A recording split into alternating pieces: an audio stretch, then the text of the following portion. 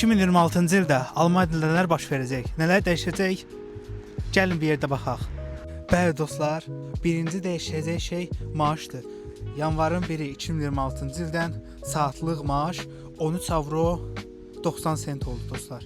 Və bir aylıq minijob maaşı isə 603 avroya yüksəldi. Bu çox yaxşı xəbərdir uşaqlar. Bəli uşaqlar, bu il yeni dəyişikliklərdən biri də uşaq pulunun artması idi. Uşaq pulu artaraq 259 avroya yüksəldi. İkincisi isə uşaqlar Almaniyada Deutschlandticket, yəni aylıq qatar bileti, nəqliyyat bileti 63 avroya yüksəldi. Bu aylıq alınan bir bilet idi. Bunun əvvəlki qiyməti 58 avro idi.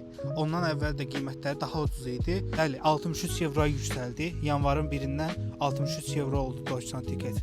Bəli uşaqlar, qiymətlərin artması ilə bərabər qiymətlərdə də azalma var. Enerji, yəni işıqda, qazda qiymətlərin azalması müşahidə olunur və yeni qərara əsasən qiymətlər aşağı yenəcək. Düşünürəm ki, bu il Almaniyada bu baş verən bu artımlar, azalmalar həm insanlara, həm də dövlətə xeyir verir. Maaşlar artır, insanlar daha çox pul qazana bilirlər. Qiymətlər azalır, bəzi şeylərdə qiymətləri azalır və bu da yenə də insanlara xeyirdir. İnsanlar daha az pul xərcləyirlər. Siz nə fikirləşirsiniz bu video haqqında? Nə düşünürsünüz? Sizcə 2026-cı ildə Almaniyada yaşamağa dəyər ya yox? Siz nə düşünürsünüz bu video haqqında?